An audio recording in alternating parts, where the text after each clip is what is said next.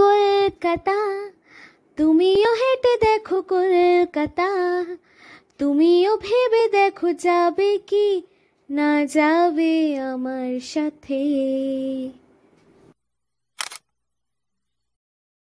আজ সকাল সকাল উঠে হঠাৎ প্ল্যান হলো কলকাতায় ঘুরে আসার, কারণ সচরাচর তো যাওয়া যায় না স্কুল কলেজের জন্য, তাছাড়া বাবার কাজ আছে, মায়ের কাজ আছে।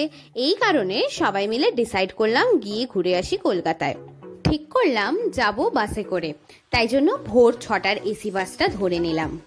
দিয়ে ঘুমোতে ঘুমোতে, ছবি তুলতে তুলতে, ভিডিও করতে করতে আর বাইরের সুন্দর দৃশ্য দেখতে দেখতে ফাইনালি আমরা পৌঁছে গেলাম কলকাতায়।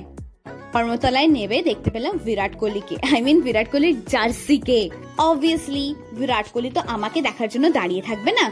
তারপর মা বোনের সাথে ভিডিও তুলতে তুলতে বাবা অলরেডি একটা গাড়ি নিয়ে চলে এলো। আমরা সেই ঐতিহ্যপূর্ণ হলুদ ট্যাক্সি করে চলে গেলাম কলকাতায় ঘুরতে। কলকাতায় ঘোরার সময় প্রথমেই চোখে পড়লো আমাদের Eden gardens, Kolkata night Riders, করবো লড়বো জিতবো রে, তারপর আকাশবাণী। কলকাতা মানেই একটা ঐতিহ্যপূর্ণ জায়গা। এর আগেও আমি ঘুরেছি, কিন্তু যতবারই যাই ততবারই মনে হয় একটা আলাদাই ঐতিহ্যপূর্ণ গন্ধ মিশে থাকে কলকাতার বাতাসে। তো যাই হোক, তারপর নেবে একটু চা বিস্কুট খাবার পর চলে গেলাম একটু এদিক ওদিক ঘুরতে। ঘুরে টুরে আবার খিদে পেয়ে গেল, তাই জন্য দাঁড়িয়ে পড়লাম দোকানে স্যান্ডউইচ খেতে। স্যান্ডউইচটা এত ভালো করেছিল যে কি বলবো, তার ভেতরে স্টাফিং গুলো আমার ভীষণ ভালো লেগেছে। চিজ, মেয়োনিজ, বাটার, এই তিনটে থাকলে তো আর কোনো কথাই নেই, প্লাস অনিয়ন, টমেটো তো আছেই।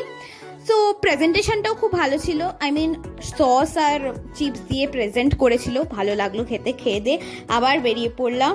বেরিয়ে অনেক কিছুই দেখলাম, যেমন আমাদের ঐতিহ্যপূর্ণ পোস্ট অফিস, তারপরে নেতাজি ভবন, আরো অনেক কিছু। সাধেই কি আমাদের কলকাতাকে সিটি অফ জয় বলা হয়? এত ল্যান্ডমার্কস, এত রিলিজিয়নের মানুষ এখানে থাকে, এইরকম অন্য কোথাও দেখতে পাওয়া যাবে না। যাই হোক, এদিক ওদিক ঘুরতে ঘুরতেই আমাদের সময় কেটে গেল। আর তাছাড়া রোদের এত তেজ ছিল, এত গরম ছিল, তাই জন্য আমরা চলে গেলাম লাস্সি খেতে। যখনই কলকাতায় আসি এই জায়গা থেকে লাস্সি খাই, আর লাস্সিটা আমাদের সকলের খুব প্রিয়। দিয়ে আমরা উঠে পড়লাম ধর্মতলার বাসে, কারণ ওখান থেকেই বাস ধরে যাব আমরা বাড়ি। তবে যে বাসে উঠেছিলাম তার এসি প্রথমত চলছিলই না, এত গরম লাগছিল, তাই আমাদের অবস্থা খুব খারাপ হয়ে গেছিল। এর কারণে বাবা একটা ঠান্ডা জল আনলো, তারপরে একটু স্বস্তি পেলাম।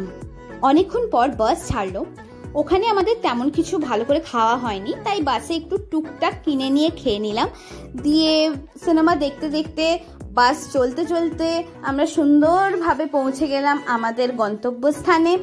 এসেই প্রথমে দেখতে পেলাম ফুচকা, আর ফুচকার পাগল আমরা, তাই বসে গেলাম ফুচকা খেতে।